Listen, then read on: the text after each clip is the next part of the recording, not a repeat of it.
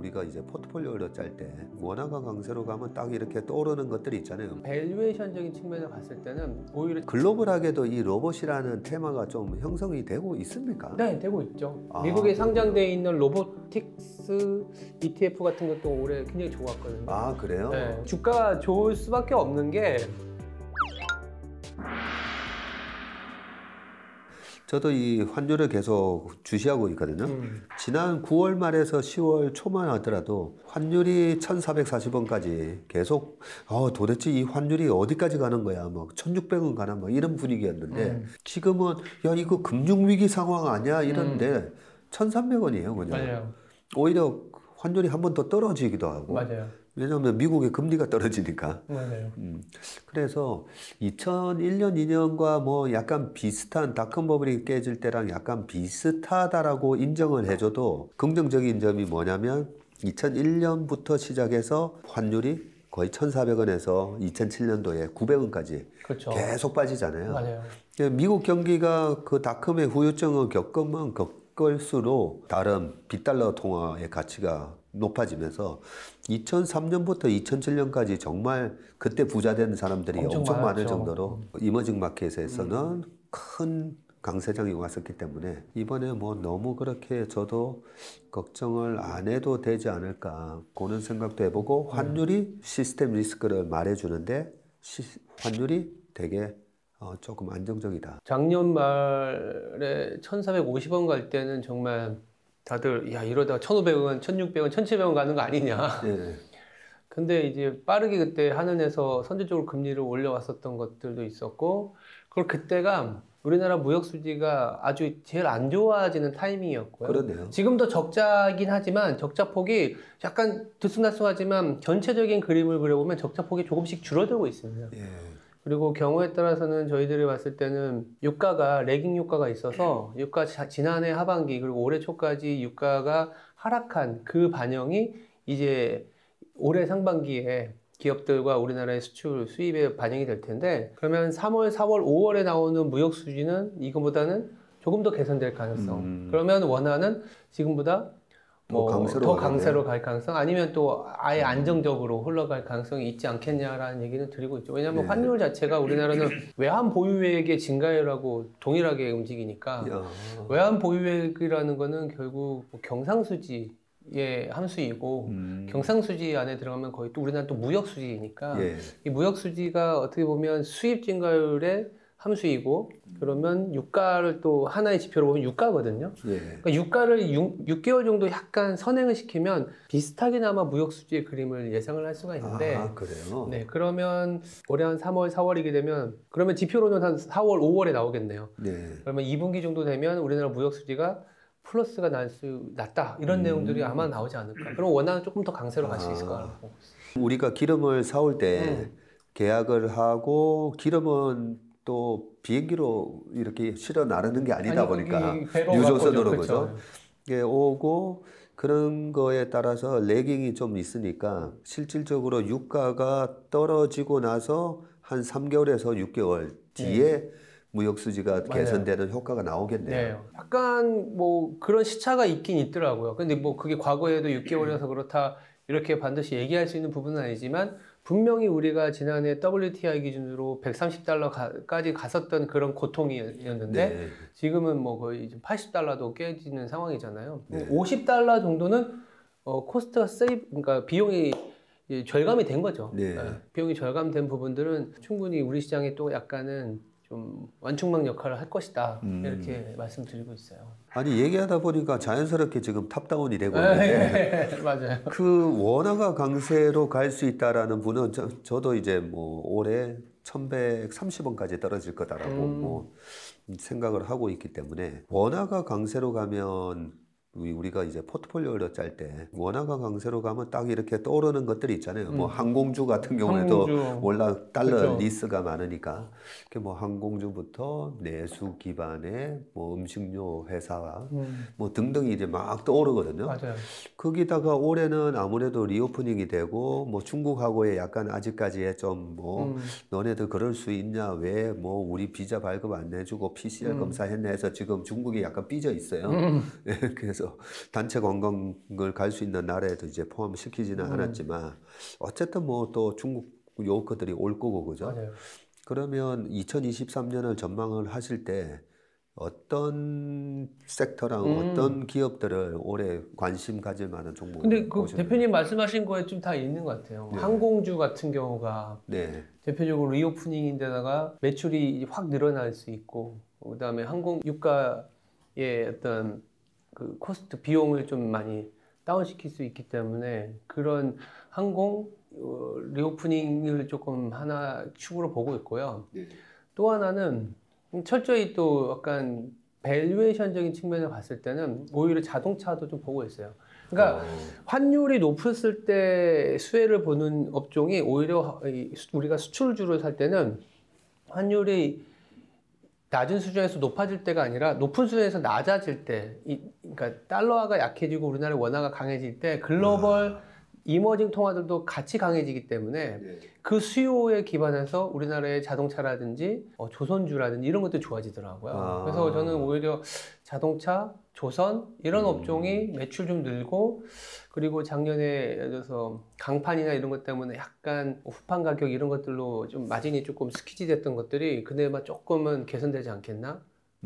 그래서 이 마진이 확 조금은 좋아질 수 있고, 그리고 그게 매출이 위에서 돌면서 매출과 마진이 좋아진다라고 나올 수 있는 업종이 저는 자동차, 조선 아까 얘기했던 항공 정도 보인다라고 얘기를 드리고 있고, 개별적으로는 반도체 같은 경우는 이제 시장이니까 반도체도 같이 이제 갖춰가자 이 정도 말씀을 드리고 있습니다. 더불어서 이제 약간 철강 소재 업종, 화학 쪽보다는 오히려 비철금속이나 이런 쪽이 약간 싸져 있는데, 중국이 당장 뭐 예전처럼 뭐 인프라를 막 이렇게 한다는 건 아니지만 조금은 더 경기 부양적인 스탠스를 가져가 줘야 되기 때문에 지금은 제로 코로나 정책으로 억눌렸었던 거를 어느 정도 풀어주면서 소비의 힘으로 GDP 그로서 좀 땡겨 놓고 있는 거고, 결국 지방 정부의 재원이 조금 숨통이 트이려면 부동산을 조금 이렇게 해줘야 되거든요. 그래서 부동산이 중반 이후에는 조금 규제 완화나 정부 정책 측면에서의 부동산 얘기 좀 나와주면 우리나라 소재 업체들이 뭐 어쨌든 약간 숨통이 트이는 상황이 오지 않을까?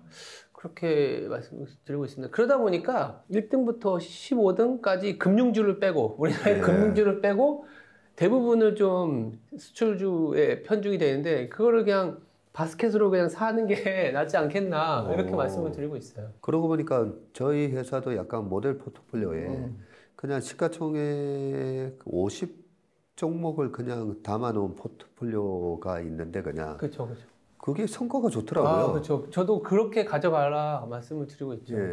금융주도 원래 이럴 때는 사실 이게 올라타야 되는데 워낙 지금 약간 규제와 관련된 이슈가 있으니까 그게 조금은 고민이 되고, 금융주 내에서는 뭐 증권주 정도 말씀드리고 있습니다. 제가 이베스트 자료를 많이 참고를 해서 그런 건지 제 생각과 굉장히 많이 비슷하다는 생각이 들고요.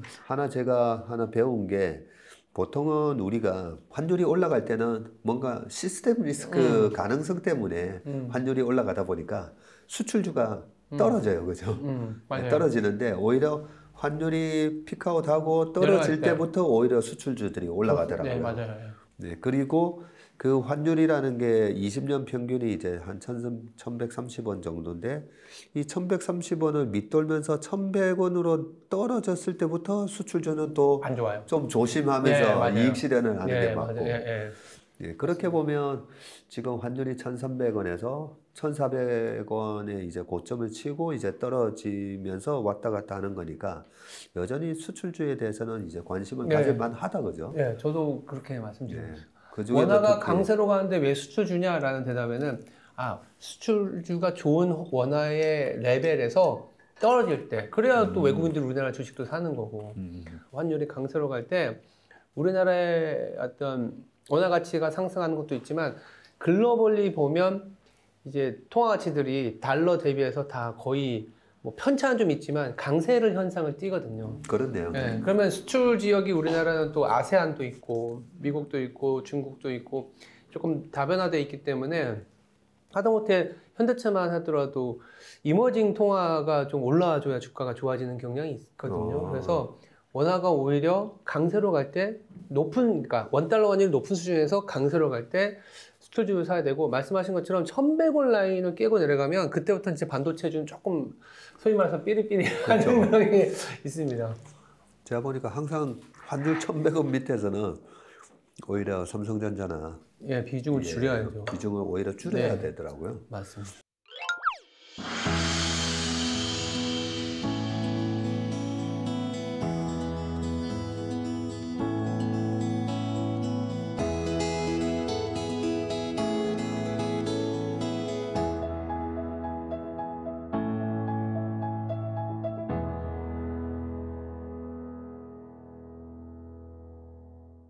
그 1월 시장을 잘 보라는 얘기를 항상 제가 신입사원 때부터 들었었거든요.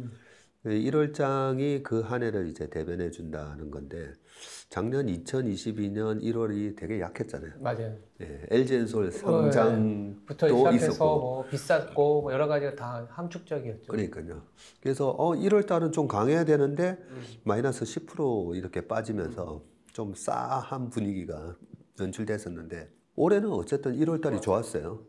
좋았고, 어떤 테마가, 이게 우리나라에서만 저는 탄생하는 테마는 별로 관심을 안 두거든요. 그렇죠.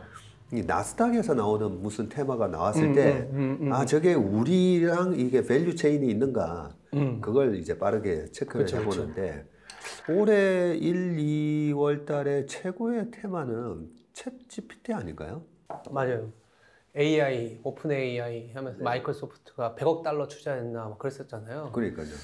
저도 그래서 이게 갖고 올 파장에 대해서는 뭐 다들 이제 여러 가지 분석을 하는데, 저는 이게 보통 사람들이 이 어떠한 생산성을 갖고 갈 때 정보에 대한 접근성이라고 저는 보거든요. 근데 이 정보의 접근성을 누구보다 빠르게 해줄 수 있는 하나의 엔진이기 때문에 이 직업을 새로 탄생시키는 여러 가지 도구가 될 수 있을 것 같아요. 예. 뭐 나중에 이게 뭐 몇 년이 될지 모르겠지만, 그리고 말씀하신 것처럼 우리나라 내부에서 이를테면 자체적으로 생산된 거는 수요도 좀 없고, 예. 그리고 그게 더 자금이 투여되면서 새로운 어떤 성장 산업으로의 발전을 도모하는 거는 상당히 제한적이지만, 이거는 이제 미국 그리고 우리나라 그리고 뭐 사실 중국도 관련돼서 막 움직이고 하는 걸 보면은 글로벌한 현상이라고 보고 있는데, 이게 재미있는 데이터가, 이거는 챗 GPT와 관련된 건 아닌데, 저도 누구한테 이제 들어서 이거 괜찮은 아이디어 같다라는 건 뭐냐면, 뭐든지 새로운 기술이 나왔을 때는 뭐 아이폰이나 이런 스마트폰도 병행하는 구간이 있었잖아요.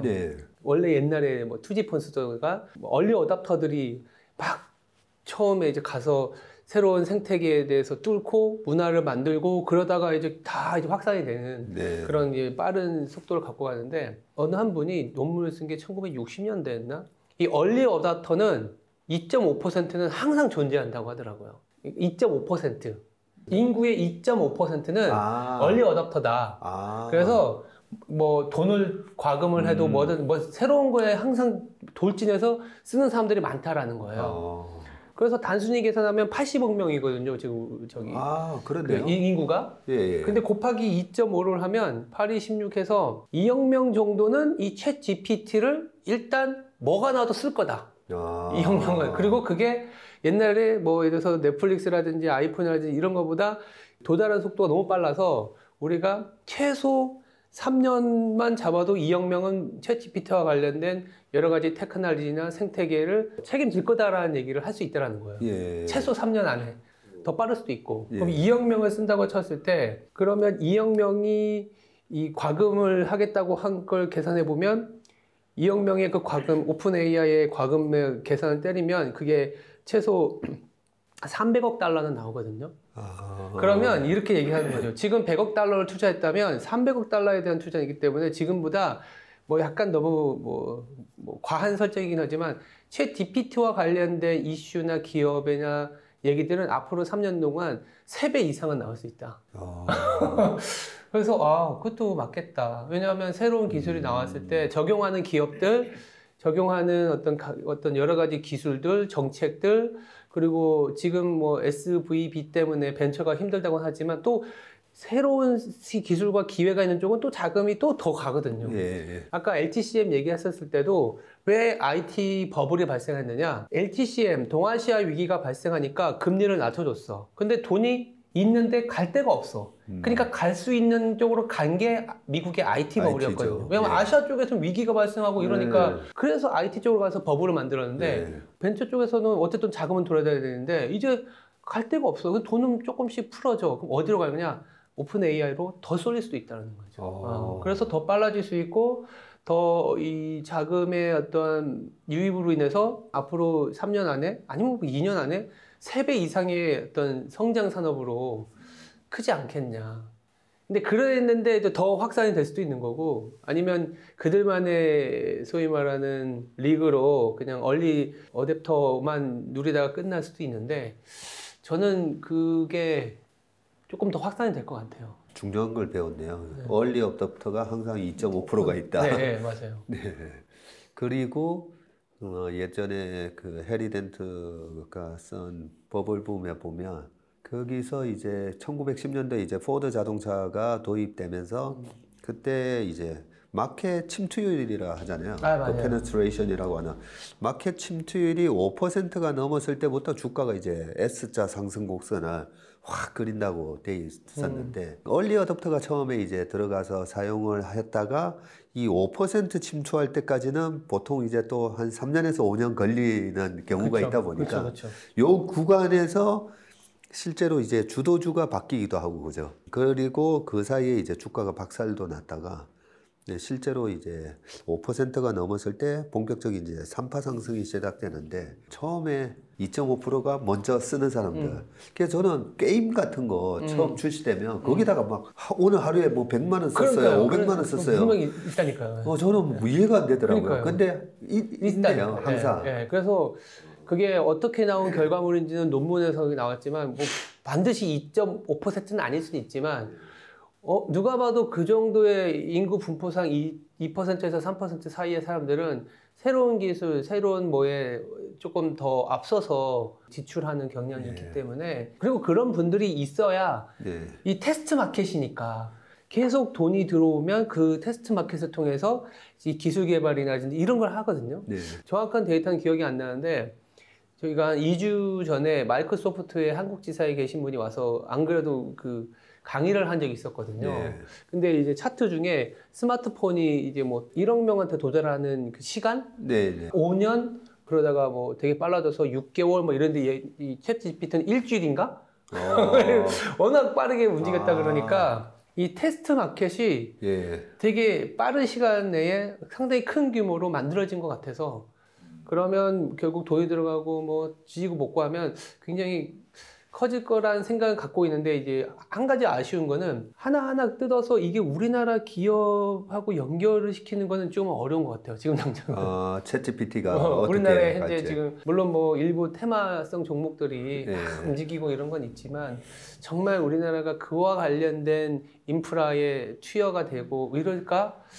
그건 아닐 수 있다. 물론 이제 뭐 엔비디아처럼 GPU라든지 그리고 GPU에 또 들어가면 갑자기 생각이 나는데 거기에 SK 하이닉스가 또 납품을 하니까 하이닉스가 또 이걸로 또 어떻게 보면 또 돌파구도 될 수 있지 않겠냐라는 기대는 갖고 있는데 당장은 뭐 글로벌리 봤을 때는 일부 기업들이 조금 보이지만 한국에서는 그냥 그렇게 따지니까 또 약간 깔때기 이론처럼 뭐 그러려면 연산 능력이 확 더 있어야 되고 연산 능력 하려면 메모리가 또 좋은 거, 비싼 거 그런 걸 하려면 뭐 삼성전자, 하이닉스한테도 이게 반드시 나쁜 내용은 아니고 오히려 수요가 늘어날 수 있는 하나의 또 계기가 되지 않을까? 이런 생각도 좀 확언이 있습니다. 네.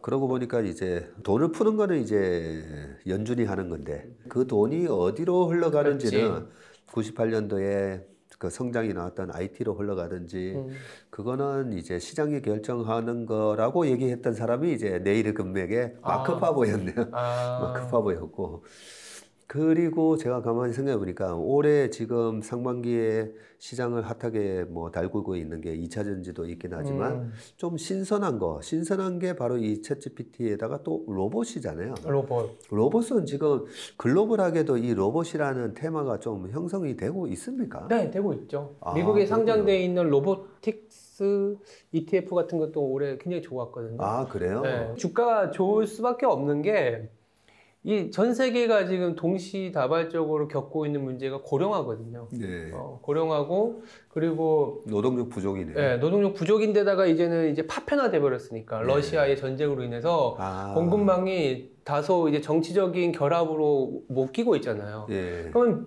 예를 들면은 중국이나 아니면 조금 더 노동 비용이 낮은 쪽에서 소싱을 받았던 기업들이 다국적 기업들이 네. 다소 비용이 높은 국가들과의 이 밸류체인을 형성을 하다 보면 이 높아진 비용을 낮추려는 방법을 강구를 할 거고 예. 그러려면 당연히 로봇이 들어가야 되는 부분인 거죠. 그러니까 고령화라는 공통 분모에다가 더불어서 밸류체인이 이제 어떤 그 분리되는 거에 대한 예. 대응책들이 로봇을 조금 더 강하게 만들어줄 것 같고 우리나라는 그게 더 심해질 것 같아요. 우리나라는 아시겠지만 합계 출산율이 0.78명, 아, 그렇죠. 서울은 0.5명이래요. 아, 네. 서울은 더 떨어져요. 그래서 곳곳에 가다 보면은 요새 알바생들을 구하기가 힘들어서 그러니까 이민 정책을 시행한다고는 하지만 문화적인 어떤 그 이질감을 이제 뭐랄까 하는 데는 시간이 걸리고 네. 그래서 우리나라는 또 서비스 로봇이라든지 이런 게 그 어느 나라보다도 되게 채택률도 높아지고 되게 빨라질 것 같아요. 그런 부분들을 생각하면 뭐 지역적이든 아니면 글로벌하게 보든 로봇 아까 말씀하셨던 로봇 그 로봇하고 또 챗GPT하고 또 연결이 되는 부분이니까 아, 그러네요. 예, 이렇게 로봇하고 챗GPT가 되면 이게 인간이 돼버리는 거기 때문에 야, 그것도 무섭긴 한데 어쨌든 그런 부분들은 돈이 갈 수 있을 만한 개연성을 주는 것 같긴 해요. 예. 그런 어떤 스토리가 되는구나. 아, 시장이 커질 수밖에 없겠구나. 이런 개연성을 줘야 또 자금이 또 들어가고 그러면 또 우리가 생각하지 못했던 새로운 기업들, 새로운 기회들이 또 아니면 공급이 있다 보니 수요가 생기는 상황이 또 오지 않을까. 예, 그렇게 생각하고 있습니다. 그렇네요. 예. 안 그래도 그저께 아침에 또 신문을 보는데 이 챗GPT 때문에는 단순 사무직 중에서도 이제 고급 사무직이 아니라 단순 사무직이 사실 그거잖아요. 작년에 그 치킨 판매 동향 좀 알아봐줘라고 시키면 이제 단순 사무직이 거는 거 조사도 할 수도 있는데 지금은 이제 챗GPT한테 물어보면 되니까 그죠? 예, 10년 동안의 페드의 금리 동향을 알아봐줘 해도 뭐 알아봐줄 거니까. 아유, 그런 거 보면서 이제 아유, 이 펀드 매니저 자리도 좀 위태롭다라는 생각을 좀 하긴 했고요. 그리고 로봇 때문에 또 단순 노동자가 또 자리가 없어진다고 하더라고요. 뭐 그 얘기는 뭐 100년 전에부터 그쵸. 나오긴 했고. 뭐 그거는 산업혁명일 때 뭐 러다이트 이때부터 뭐 기계 파괴 운동 막 이런 것도 있을 그쵸. 때부터 근데 이게 세탁기가 생기면서 집에서 빨래를 도와주던 뭐 약간 사람들의 일자리가 없어졌는데 근데 오히려 여성의 노동이 더 일자리가 많아지면서 그러네요. 그러니까 새로운 기술은 반드시 수반될 수밖에 없는 게 일자리의 감소와 새로운 일자리의 창출이라는 걸로 바뀌기 때문에 네. 챗 GPT로 인해서 단순 노동자들, 이 직문의 노동자들이 없어진다는 부분에만 집중을 하면 굉장히 안 좋게 보겠지만 그거 아니라 이걸로 인해서 어떻게 보면 이런 챗 GPT가 쌓아놓은 데이터를 또 이 편집을 하는 이 사람이 필요할 거고 그리고 그런 오류를 또 평가할 수 있는 거를 테스트를 하는 사람이 필요할 수도 있고 그러면 또 그런 거를 질문을 할 수 있는 사람이 이제는 앞으로 더 이 레벨이 높아지지 않을까 그런 생각은 들고 있습니다. 네. 그러면 올해 가장 관심 있게 볼 만한 섹터는 일단은 뭐 약간 시클리컬 쪽도 네, 시클리컬 소재 쪽도 좀 보고 네. 예, 그리고 전체적인 시장이 아까 상고하고 네, 상고하고. 아, 이번에 근데 휩소가 나오면 상고하고? 뭐 이렇게 하는데 저는 그래도 뭐 기본적으로는 위가 어떻게 될지는 사실 잘 모르겠지만 아래가 좀 단단한 상황이라고 생각이 들기 때문에 그 위를 잡아가는 건 또 기업들이 할 내용이긴 하지만 지금 단계에서는 좀 여러 우리가 생각할 수 있는 좀 어디가 수출을 확 더 잘할지 모르기 때문에 주요 수출주들을 좀 이렇게 좀 펼쳐놔서 올라가는 길목을 좀 이제 기다린다고 해야 되나요? 그래야 되지 않을까. 예. 그렇게 말씀드리겠습니다. 제가 이베스트를 좋아하는 이유가 이 탑다운을 보통 다들 싫어하잖아요. 보면. 싫어하죠. 예, 그런데도 항상 이 매크로를 터치하면서 네. 우리나라 시장의 그림을 그래도 어느 하우스보다도 좀 정확하게 짚어주시고 또 섹터나 주도주의 흐름도 굉장히 액티브하게 그걸 팔로우업을 해주시더라고요. 그런 측면에서 올해 한 해 네. 계속 우리 시장이 다이나믹하게 움직일 때마다 네. 우리 신중호 센터장님이 그렇습니다. 업그레이드된 버전의 알겠습니다. 그런 리서치를 우리 투자자분들한테 많이 제공해 주셨으면 좋겠습니다. 아, 감사합니다. 네. 뭐 우리 시청자분한테 뭐 네. 하실 말씀 있으신가요? 시장 자체가 이제 저 뭐 자신 있게 말씀을 드려야 되는데 조심스러운 거는 이게 또 시장을 보시는 분들이 야 지금 이렇게 미국은 금융위기가 시작된다는데 왜 주식 사라고 하냐면 또 막 증권사 직원들은 이럴 때 주식 사라고 해야 돼 막 이런 식으로 얘기하실까봐 좀 조심스럽지만 그냥 저희들이 봤을 때는 지금은 좀 용기를 내야 될 타이밍이 아닌가. 네. 그래서 주식시장에 또 우리나라의 어떤 체력과 힘을 조금 믿고 지금은 우리 한국 시장에 이제 좀 남고 좀 힘이 되어야 되는 타이밍이지 않겠냐라는 얘기를 좀 드리고 싶습니다. 네. 네. 아유 감사합니다. 네. 주식 시장에서 저도 한 30년 동안 일하다 보니까 이런 얘기들 많이 하거든요. 아이 그거 미리 좀 얘기해 주지. 뭐 다 올랐는데 얘기하냐. 이런 얘기를 많이 하시는데 우리 이베스트 하우스는 항상 미리 얘기해 주셨던 것 같아요. 어떻게 보면 너무 6개월, 1년 빨리 얘기하는 수는 네. 있지만 항상 선제적으로 얘기해 주셨기 때문에 저같이 좀 선제적인 대응을 하는 걸 좋아하는 사람들이 좋아했던 하우스가 아닌가 그런 생각이 듭니다. 오늘 이베스트의 신중호 센터장님 모시고 또 좋은 말씀 드렸습니다. 귀한 시간 내주셔서 너무 감사했습니다. 네, 오늘 박사이과 식사합시다. 여기서 마치도록 하겠습니다. 고맙습니다. 수고하셨습니다. 감사합니다.